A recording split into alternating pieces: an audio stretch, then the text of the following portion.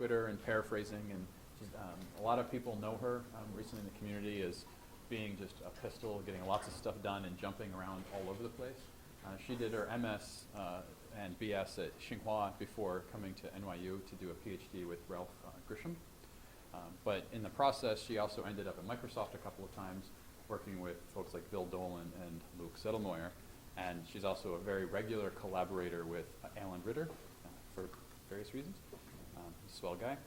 And she's also one of the co-organizers of the workshop on noisy user-generated text, which will be at ACL this year. Take it away. Okay, thank you for the introduction. Let's stay on this side. Can't see my laptop. So I'm going to talk of pretty much a big part of my research, and I will focus on talking about my most exciting project I like is about how to identify and extract the paraphrases from Twitter, and something related to that. So paraphrase. So what is paraphrase? They will be the words or phrase or sentence that have similar meaning. So this definition will be a little bit fuzzy.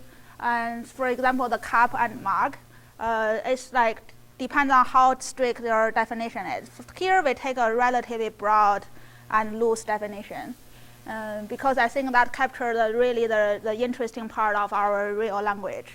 And you'll also notice that the paraphrase will have this style. So it's like the king's speech can be elaborated into a formal way to be speaking like His Majesty's address. I will come back to this point later in my talk. So why do we care about it? So first of all, it's really useful for a huge range of NLP applications. For example, this information extraction situation, so where you look for some certain relationship or certain type of event. So those event or relation will involve different name entities.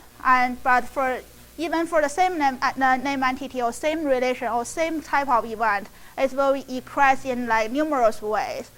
This is a two piece of the sentences that are talking about this former CEO of Boeing who is fired or who resigned from his job.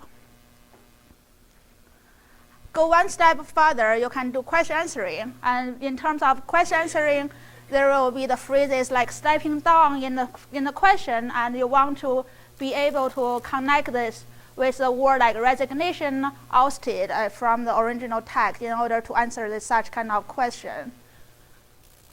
So this is a slide I was given by Salim, one of the head of the versions group. This is how their version system works. They start from questions and they look for the answer for the Jeopardy challenge. The thing I want to highlight here is the paraphrase is one of their key components in order to answer all these questions they want to do. So after being able to extract and to learn all this paraphrase data, what can we do with it? I mean, we can do generate.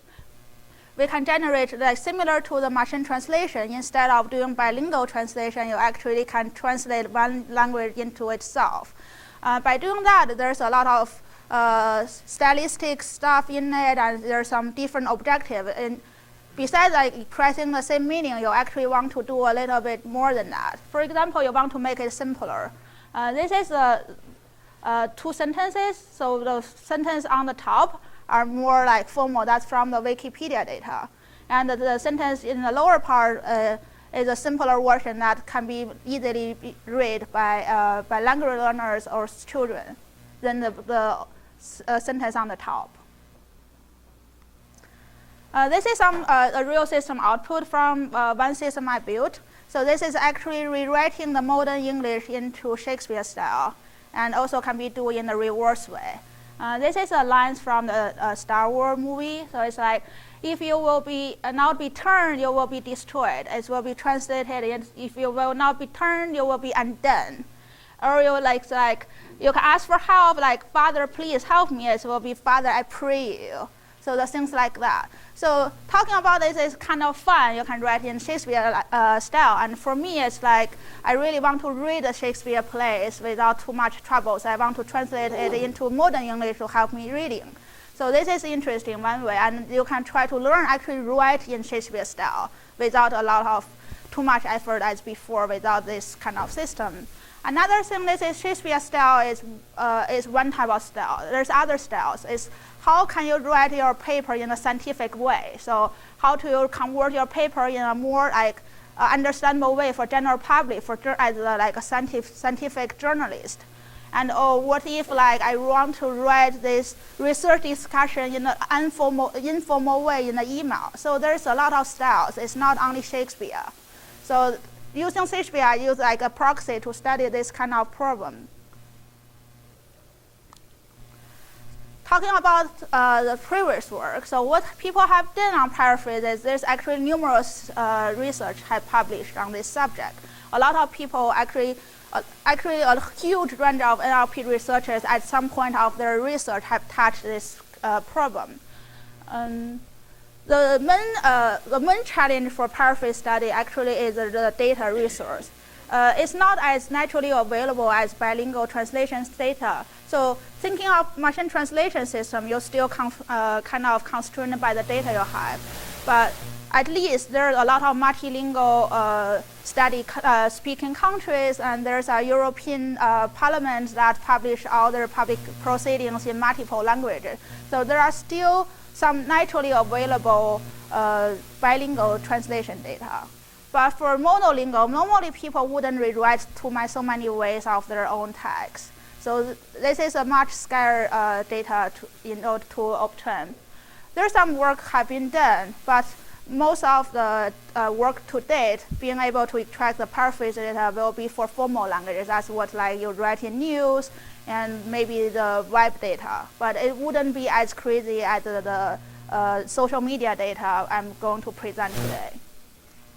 So this is one work have been done here, like by Chris Callison-Burch and Yuri, and his student Yuri, and also Benjamin and Lerby.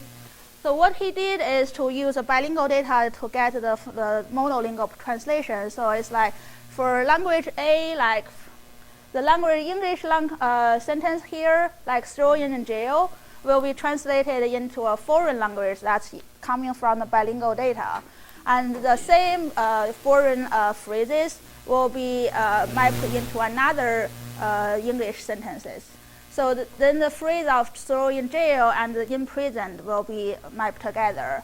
So this actually gave a really huge amount of data by leveraging the translation data. But it's limited to the phrase, and still it's mainly like formal language. Another interesting work then is by Bill Dolan and MSR and David Chen, a UT Austin student at the time doing internship at MSR. What they did is very interesting. So they play a short video. So they actually chopped the YouTube video into pieces, like 5-second kind of video, and they asked cross-sourcing workers, just internet users, to write one sentence to describe this very particular video. So this actually collects a huge amount of data that and also associated to the video information. The limitation of this work is like there are only certain kind of thing you can play by video. So this is only certain type of sentences will be written for such kind of video. And another thing actually more subtle is this give you a lot of paraphrase data, but they don't give you the non-paraphrase data. So what are the sentences that are written in a similar word, but they don't have the same meaning? Those are the very useful data to collect, to study like similarity, semantic similarity issues, or to identify the two sentences that having the same meaning or not in order to generate a summary that without redundant sentences in it. So this is also limited in that sense.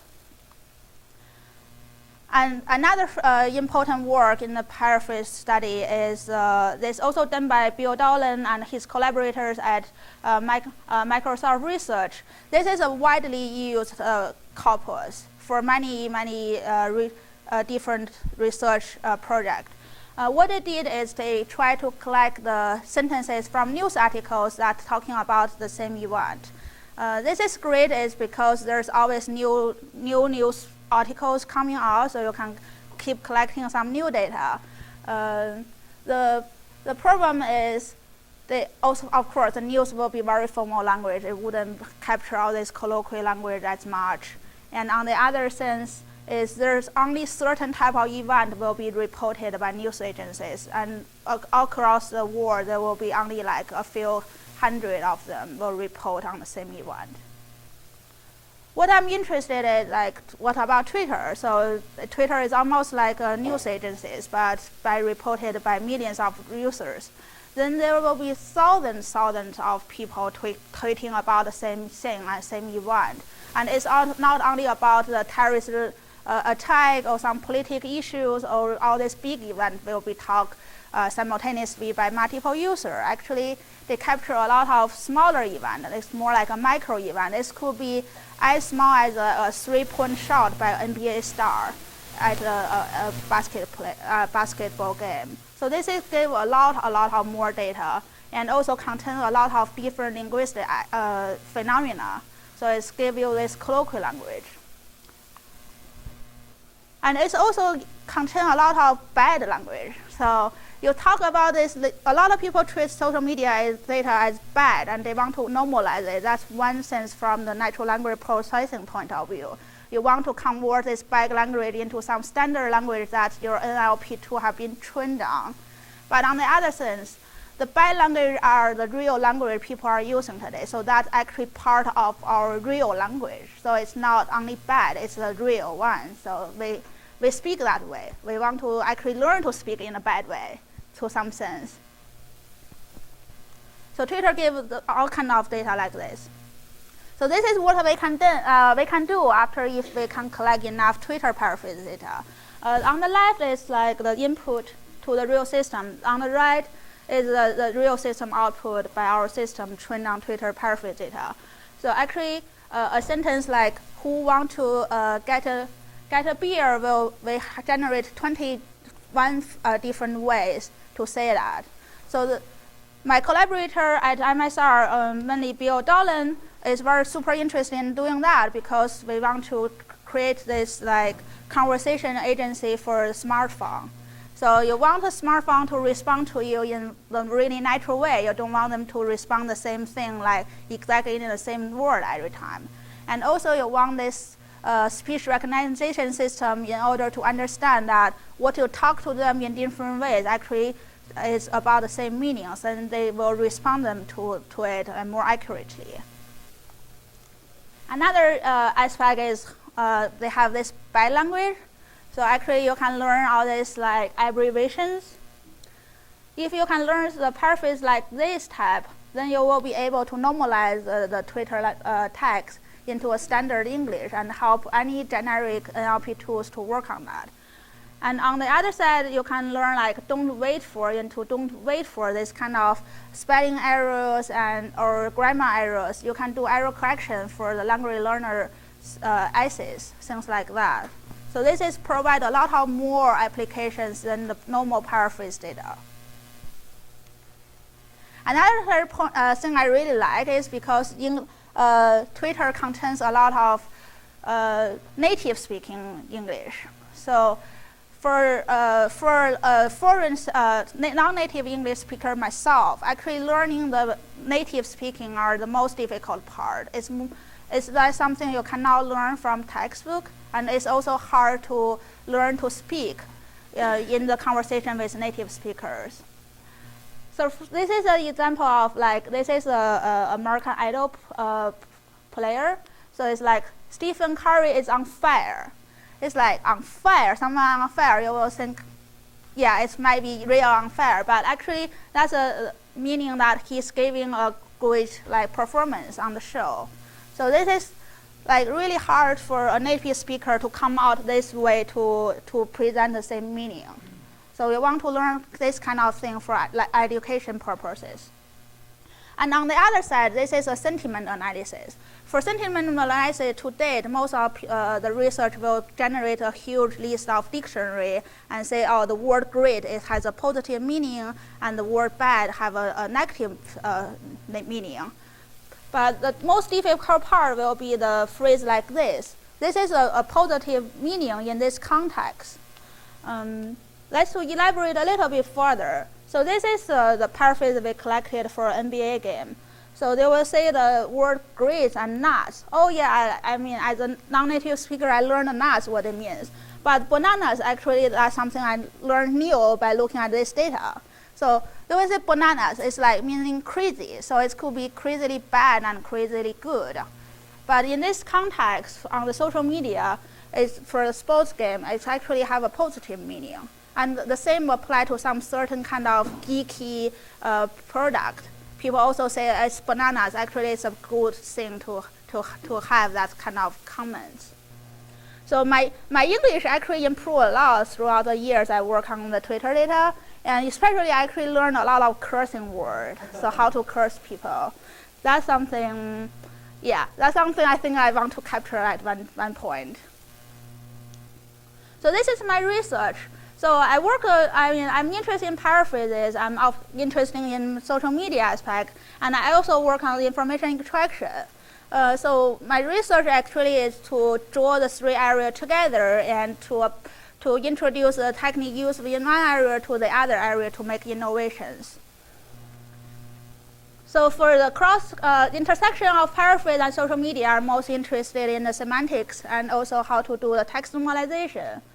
And then I introduce this latent variable kind of models, which is mostly used in the information retrieval, information extraction field into handling this type of paraphrase situation. And my work on paraphrase will do a lot of generation that's applying the static machine learning techniques. Actually, then I work further on to doing text simplification and stylist rewriting that to write into Shakespeare style or different styles. And last, like my work on information extraction is focused on relation extraction and summarization. And actually, you will see in my talk that actually I applied the algorithm I learned in this field to use them into like extracting the paraphrases from Twitter. So they are all very connected in the technical part and in the application part. So this is the movie. So the first part will be identify the parallel sentences in Twitter. So the task will be like given two sentences from Twitter. We build a model to detect whether they have the same meaning or not. So the thing underlined, like Massini, will be the topic that we previously identified from Twitter streaming. Basically, they have a burstiness in the time, and we collect the tweets that published around the same time about the same topic to start with. This is the pool of the sentences we find the candidate for paraphrases. The general idea is like once we can train a model that to do this task, we can always plus this model into the Twitter streaming data. And Twitter streaming data every day have so much tweets, and every day you can get tens of thousands of pairs like this to build a useful resource for paraphrasing. Several people have tried this before. Actually, when I started this project about 2 or 3 years ago, I looked it up. I was shocked. So at the time in that, like social media was a hot area for NLP research.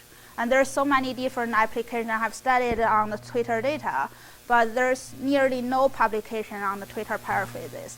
I didn't quite understand why at that point, but now I know why. It's just very difficult to make it work. I will show you why. This is the pioneer work on the extracting the paraphrases from Twitter. Their idea actually is to identify the tweets that have similar meaning.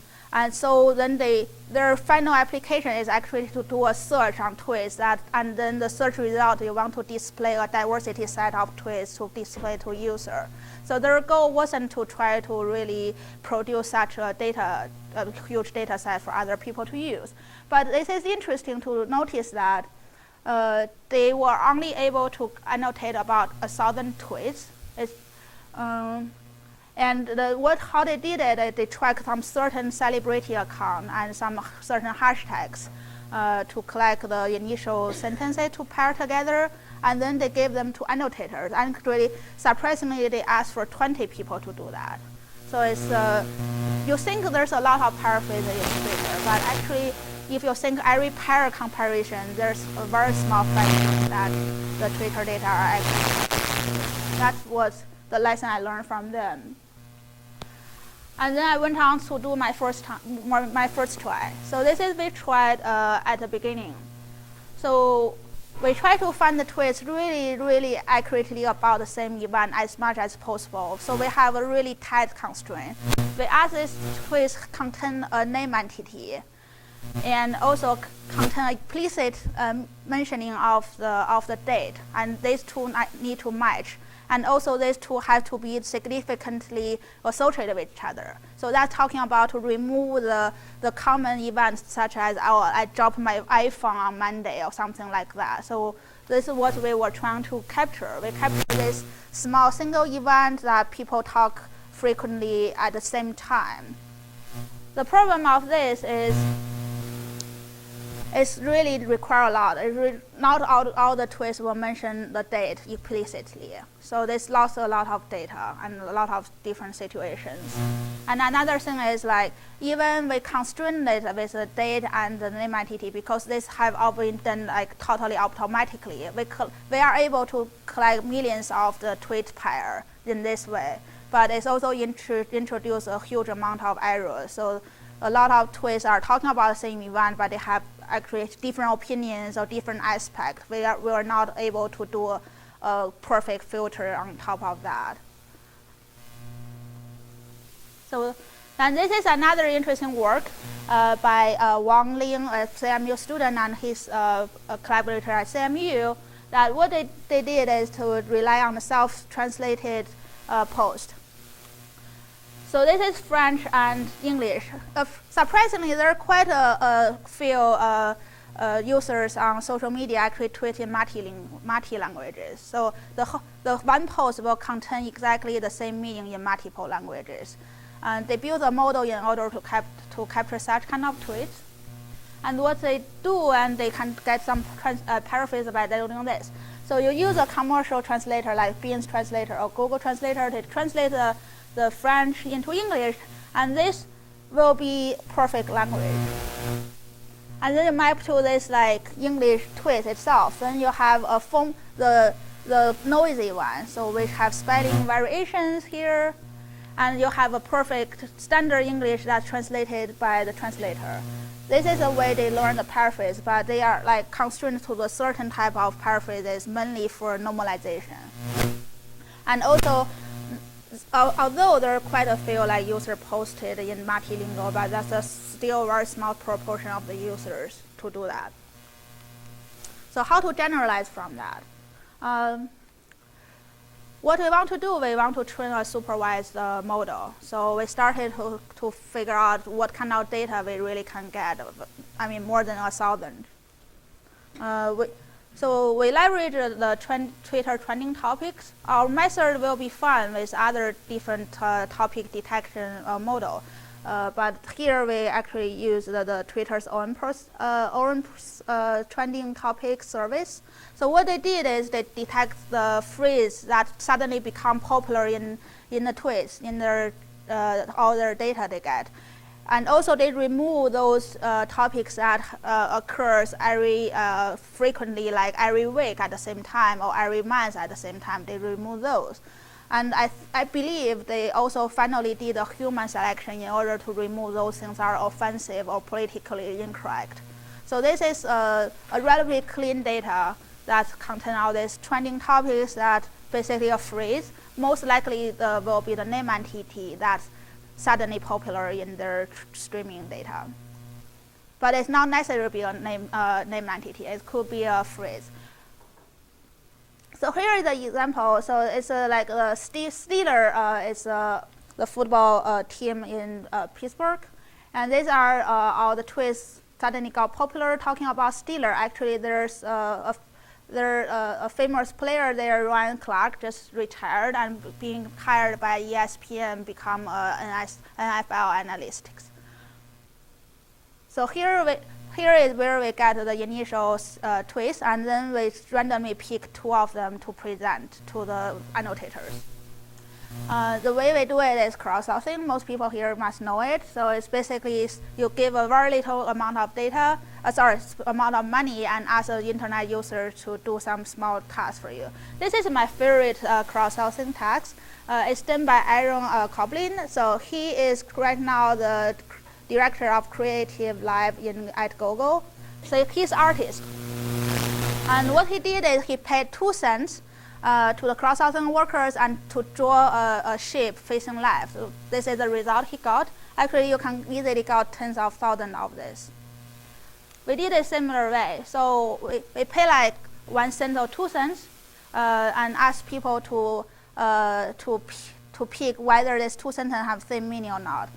We present 1 sentences to the worker about this topic, and we give the 10 choices of other sentences and ask them to check the box if whether this sentence have the same meaning as the first sentence we gave you. So this is a very easy and clean defined task and work very well with a crowdsourcing worker. There's a problem. If you randomly pair 2 sentences together from about the same topic, even they post about the same time, there's only about 8% chance they will be having the same meaning. This is, of course, a problem for the cost of annotation. But there's a more serious issue is when there's not a lot of paraphrasing data to annotate as the positive cases, the non-expert annotator will lower their bar. So actually make your annotation quality a lot worse. This is more serious than the cost because crowdsourcing worker doesn't cost as much, not a lot to annotate anyway. What we did 2 steps. So first step, we do a sentence selection. The algorithm we use is pretty simple here. The basic idea is based on the word frequency in this topic. This is algorithm developed for summarization. So the idea is you want to find the sentences inside the topic that's centered around the main topic. That's how you select the sentence to generate a summary.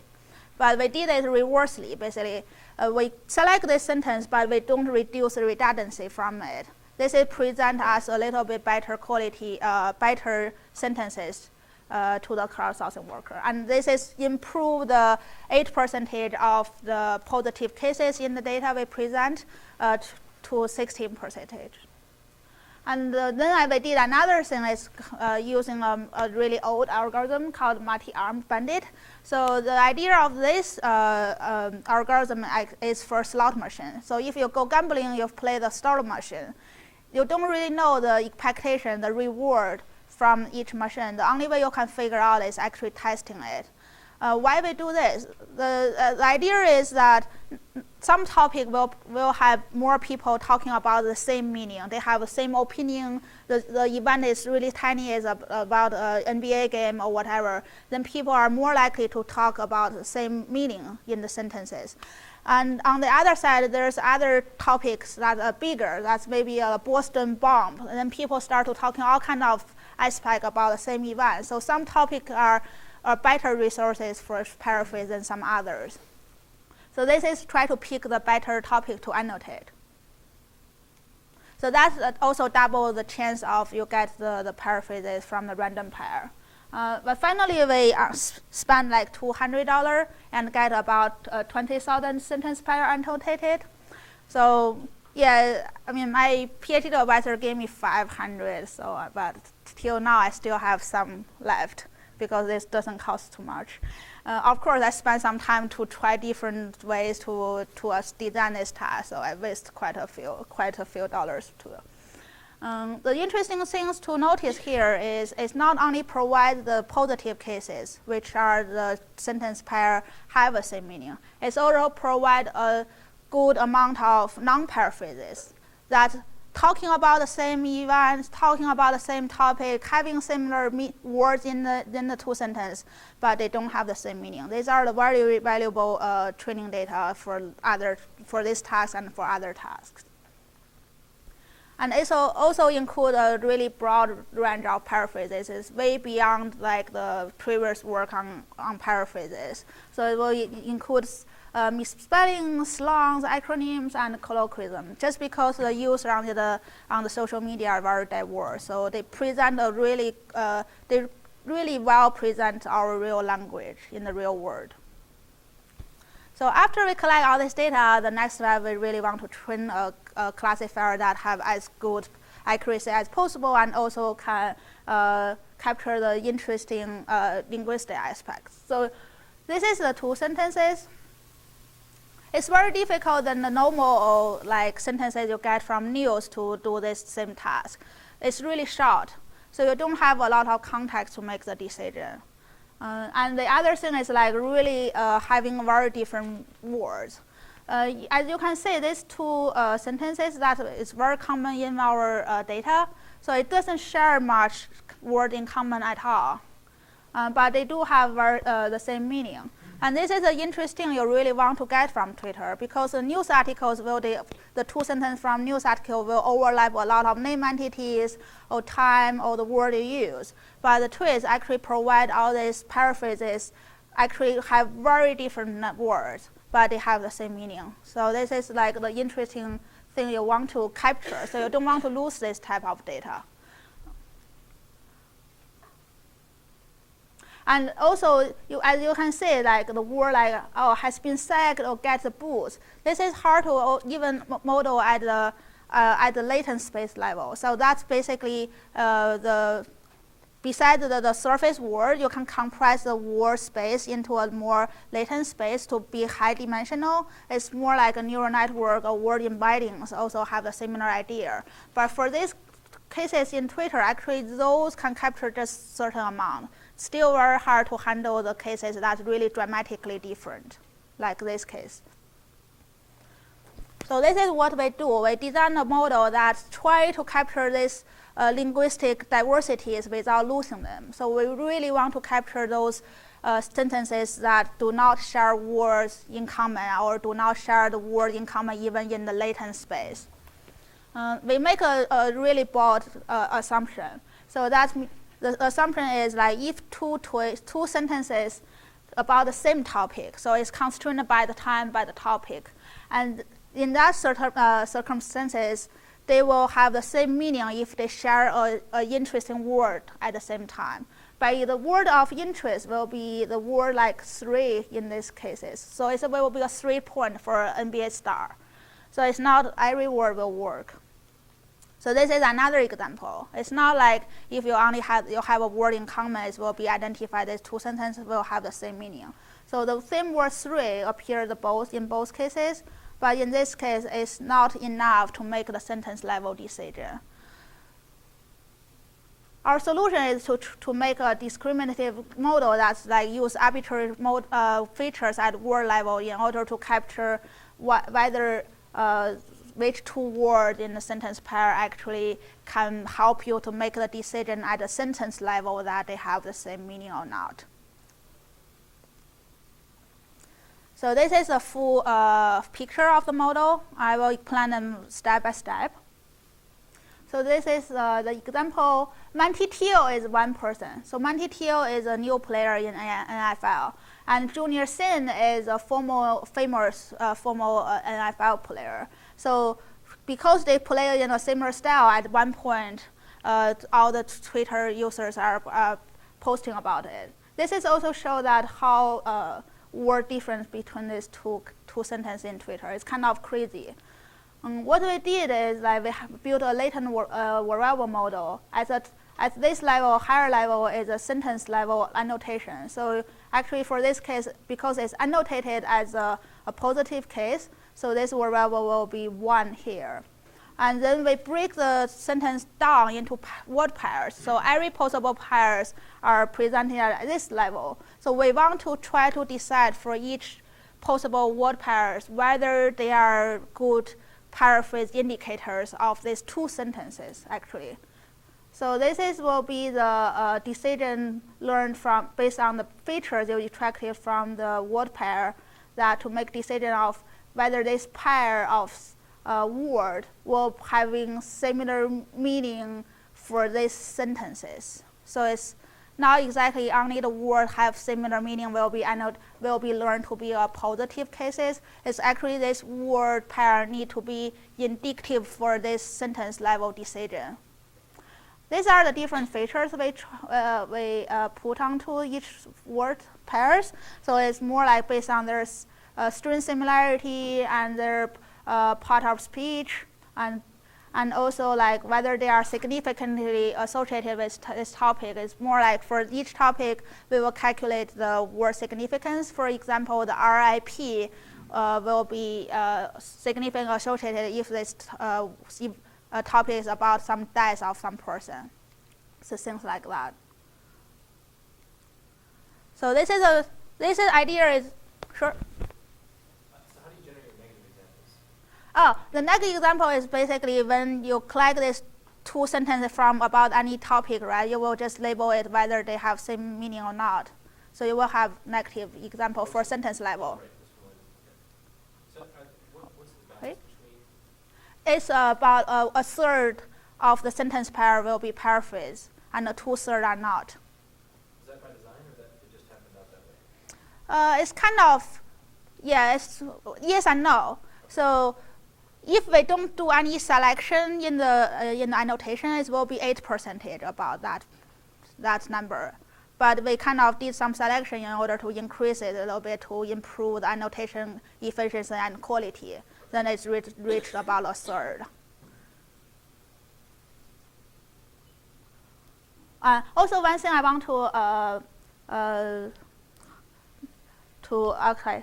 to remember here is that actually we don't have any annotation on the word level ever. So this is learned as a latent label at the word pair. So we only have label for each sentence pair. This is one kind of model is called multiple instant learning. So this is how we model it.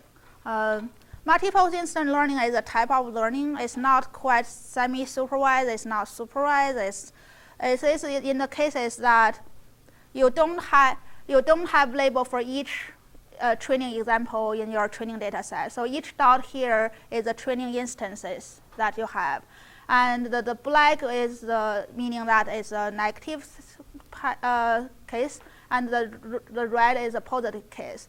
But the problem, the situation here is you only have the label for this whole group of training examples. So this meaning like this whole group is labeled as negative because there's nothing positive in this group. And this group is like you have a label for these 5 instances, but you don't really know from the label that which cases is positive. You only know there at least one of them is positive. So this is the learning setting for this type of learning called multiple instant learning. They first started in 1997 by Tom Tetreault. So the idea for them to model is like they want to model the protein reaction. So when you do chemistry, you will notice there's some reaction happen to this group of protein, but you don't really know where exactly this reaction happened. That is the learning situation they were trying to handle here.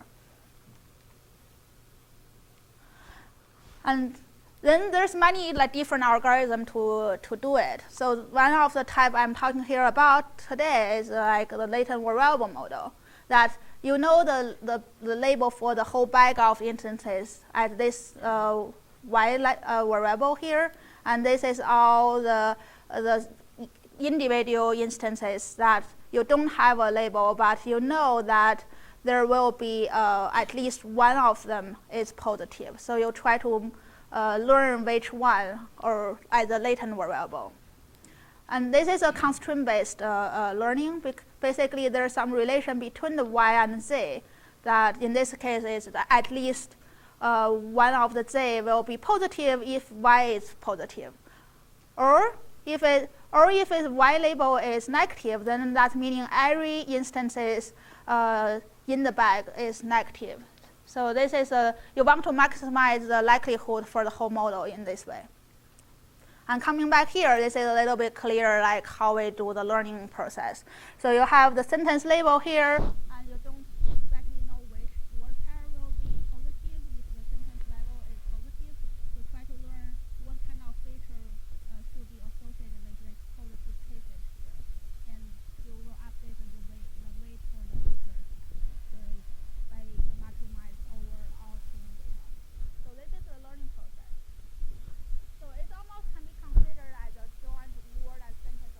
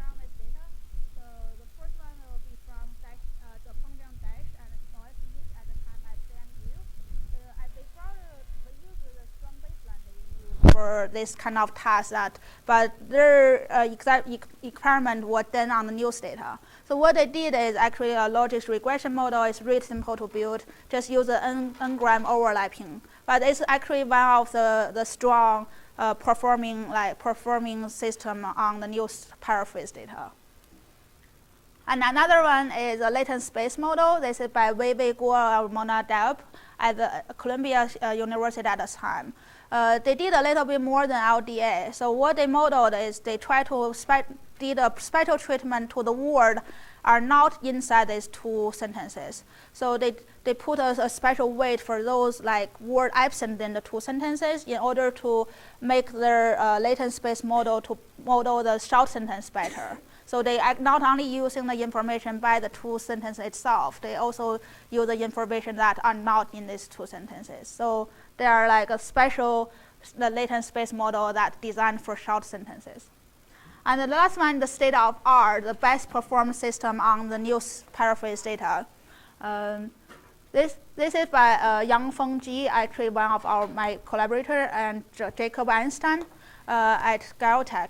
So what they did is that they did one step further than the latent space model. They actually used the training data to give the weight to each latent space. So to determine which dimension in the latent space is more discriminative for this type of training data.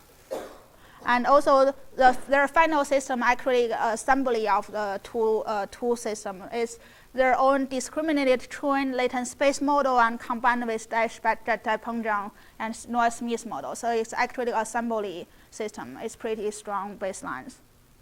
And what we did on our like Twitter data is we performed better in both like the precision and recall.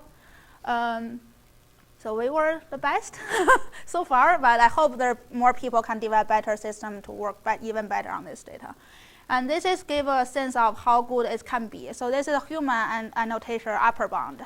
So as you can see, the recall of human are pretty good. So we actually designed the task on cross-sourcing platform to do this task relatively like reliably. And the accuracy is lower, it's only 70 something. This is for a reason. So the reason is everyone have a different threshold for what kind of sentence can be counted as paraphrase. It's not a clear cut. So everyone have a little bit, some people are more strict and some people are a little bit more loose. So this accuracy is pretty much as good as it can be. Talking about the impact, so we actually tried, yeah. Sorry. What kind of humans were these? Were these professional annotators or Turkers? These Turkers. We did a comparison from the expert annotation and the Turker. They correlated really high, about like high 70s. For the news data, people use to do the correlation between the inter-annotator agreement about the same. And this is also on the 3-to-1 ratio of positive to negative? Yes. So yeah, I didn't present the result. I have the backlash slides if you're interested. So basically, the cross-sourcing workers' annotation quality are as good as our expert annotators. So we hold a semi-eval evaluation. So basically, based on the data set we just presented, and participated into the same task that making a binary judgment here, and we also use this data for a more complex, a more different task, is to really generate a D-grade score that to make the judgment how similar these two sentences really are. So how much overlap in the meaning the two. And our own model actually also can make a prediction basically of the probability estimated by the system. So we can also perform on that task too. In total, there were like 19 teams participated worldwide. We released the data to about 80 teams. So 90 participants, and we didn't participate ourselves, so we are the +1 because we are an organizer, just to be fair. But if we were participating, we will be the top best one in the binary task, and will be the number 4 for the D-grade score task. So talking about is what other people did. So the BICE system is produced by MRTRE. It's I think it's government contractor nonprofit organization in the state. What I haven't seen the detailed report from them yet, so they are writing it. The thing is, like, they did an assembly system too. They actually have at least six subsystems. One of them are using neural networks. So five team use neural networks as far as I can tell.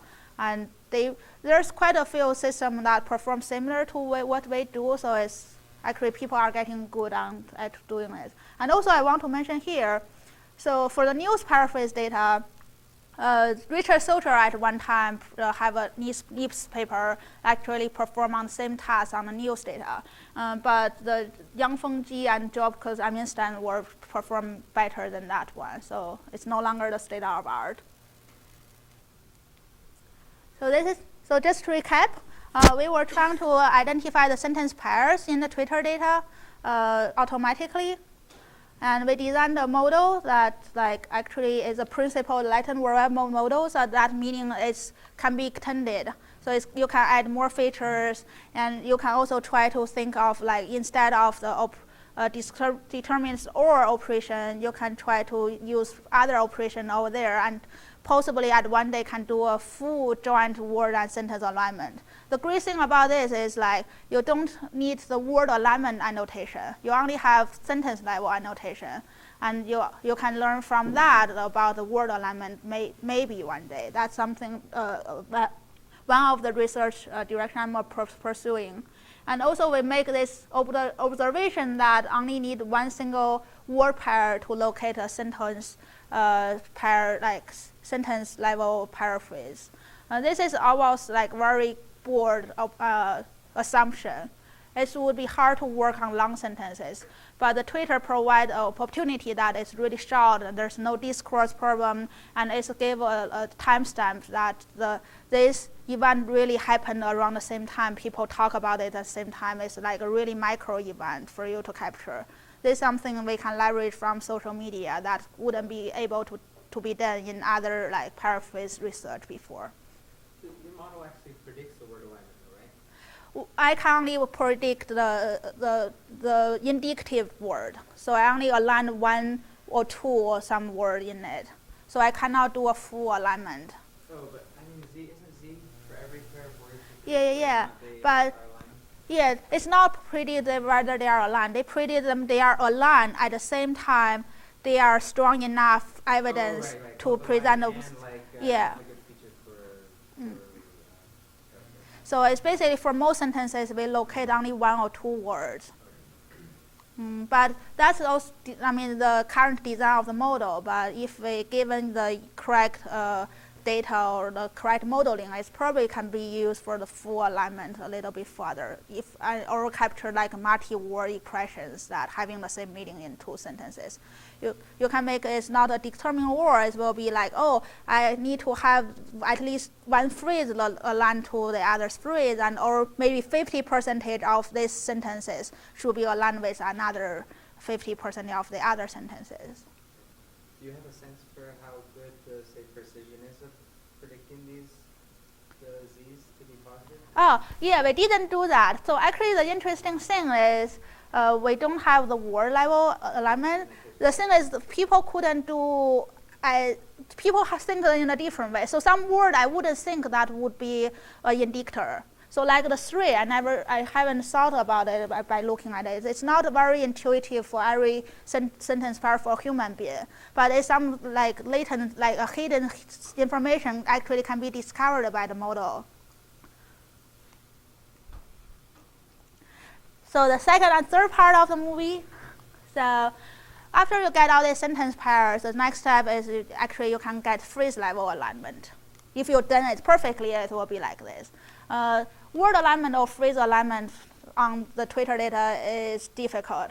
So we currently don't our model just use the GSA++, so it's not the best we have so far. And also we tried the monolingual aligner, for example, the one developed by Xu Chen here. Yeah. Oh, okay. So it will be like, so after you align the phrases in 2 sentences, you will be able to get a phrase table like this. And it will contain abbreviations and colloquies and colloquial languages and spelling errors, things like that. And after you do that, you can build a translation system that actually can translate this kind of informal language into a little bit more formal language that can be processed by the normal NLP tools. Speaking about generation, so what's the difference from the bilingual translation and the monolingual translation? I already talked about that the data are not as naturally available, and the other thing that's difficult is it's very sensitive to error. Meaning the monolingual translation. The thing is for bilingual translation, if you translate anything good in the right way from the foreign language that you don't know, that will be helpful. Have to read the foreign language. But the monolingual translation is, if you translate something wrong, anything wrong, it will probably be worse than just reading the original one. So it's much difficult. And another thing is, for the objective, the goal will be different. So for bilingual translation, you just want to translate anything that having the same meaning in the language that you are familiar with. But for the monolingual translation, you normally have a special goal other than just keep the meaning. You want them to be simpler, you want them to be more formal, you want to be them less informal. There's a lot of more requirement other than just keep the meaning. So speaking of that, because there's not as much well studied as compared to the bilingual translation, the evaluation is also difficult. So since the goal is to translate the monolingual cases with different flavors, you can consider as different writing styles. I studied several different versions, so it's how to make the language learners' essays into correct those errors, and how to make the noisy text in the Twitter to be formalized, and then how to transform between the plain modern English and the Shakespeare style, and also how to do the text simplification for children. So this is a little bit more details. It is basically as same as the statics machine translation pipeline. Just like when you do alignment, there needs more effort, and you also want to filter out some phrase errors based on the monolingual information. And this is a full system that you get these sentence pairs, you align them, and then you get phrase table. And of course, you want to get a good language models in order to project your output in a certain style. For example, from the modern English into the Shakespeare style. So there's several components in the bilingual system need to adapt it for these monolingual cases. There's a question. So can Blue do well? So how long? When do I need to stop? Next few minutes. Okay. So here is a Blue. So can Blue really measure whether you mimic a certain writing style correctly? The answer actually is no. It's really bad. So the Blue cannot tell. They try to kind of consider the similarity of the reference translation. But in the monolingual cases, it's really cannot mixture the word and the style together. It's just that n-gram is not enough. So we studied some different things. So most of the idea is trying to not to base on this single output. Is to consider the whole writing style. So actually it's a corpus level matrix that trained on corpus. And there's another interesting thing we did for Shakespeare style. It's more like we want to convert the prose into sonnet. So in addition of measuring all these paraphrases, we built a word lattice, and we also asked cross-authing workers to help to pick them. and we calculate the meter automatically.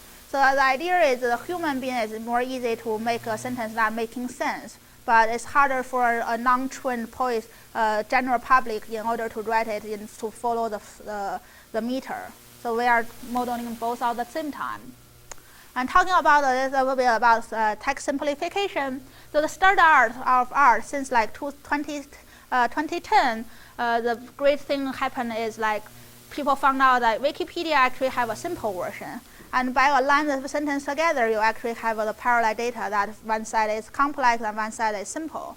And this has been dominating the text simplification research. So all the top conference publications produce an end-to-end system are all using this data for training and for testing. Testing will be human evaluation on about 100 sentences from Wiki. So what we try to argue actually is not quite right. Let me tell you why. So why these people have been always using the Wiki data but without really acknowledging that there's a lot of problems with it. The thing is that it's really hard, without having another data resources, it's really hard to prove one thing is negative. So because it always can produce some reasonable result. But our point of view is like, it's not the best data to use. It's need to caution to use it. Here is a simple wiki pages that as an example. So this is not really simple enough for our children or anyone to read. This is simpler than the complex version, but it's actually really difficult at the same time. How to quantify this?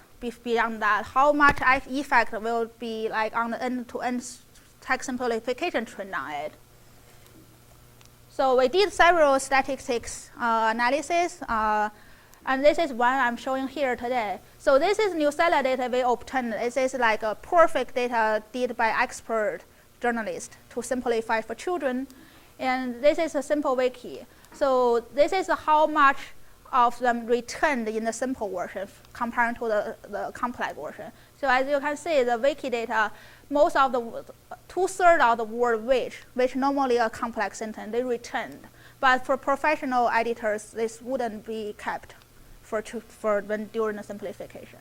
This is another point of view. This is how long the document compared to the professional. So the Wikipedia is almost arbitrary. It's almost zero, just meaning there's a long wiki pages and people just wrote a really simple short version of that.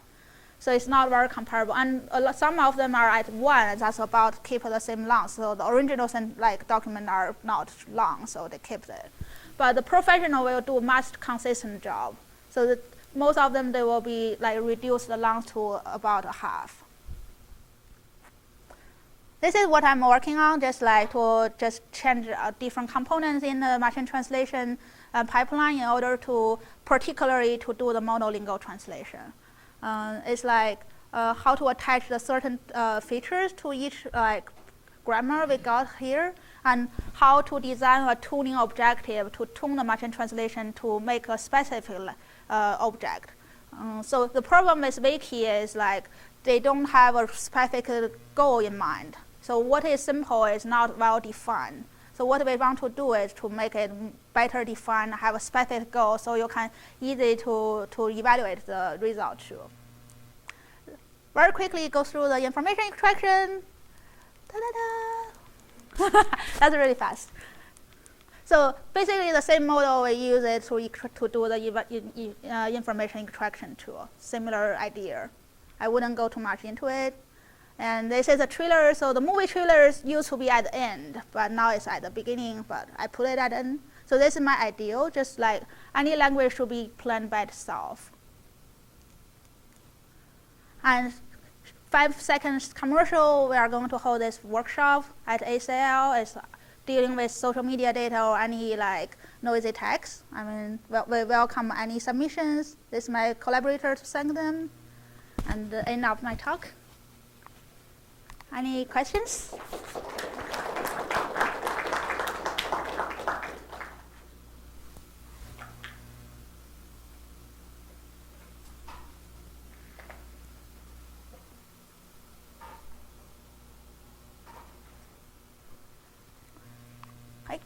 Sorry, this would be a hard question.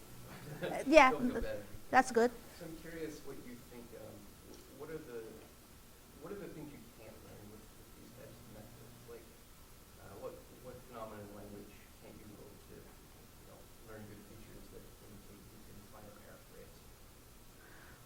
This is two aspects. So there's one aspect is in the data annotation, right? So if you use human, it always can get some certain type of data. And if you're asking about the model currently couldn't deal with negations. So negation is like every time we saw like negations, we are going to fail. And speaking about the data annotation, is like it's really hard to capture those events that only several people talk about. For example, one thing I really want to do is what if I get all this NLP researchers account, so I can build a paraphrase data for only NLP research field. Then it's much harder because the events are not widely talked by enough number of users. So actually those are the languages are used in Twitter, but it's a little bit harder to extract the paraphrases from those small communities or the small field. But those are useful things to get. So if you want to get this medical word you want to, so Twitter is interesting because you always consider social media as a domain. So that's what people think of when they do domain adaptation. So actually Twitter or social media actually contains a lot of different domains inside it, so I have subdomain. So there's some domain just a little bit too small at the moment. So it's the current model, the current technique I'm using, it's hard to capture this small like particular specific domains. But it would be good to have at some point. But maybe there's some like other social media for platform, like for some certain type of community, then the similar technique might be useful to actually get these subdomains. But it's really a big data kind of solution. It's really rely on the amount of data to deal with. Does that answer your question?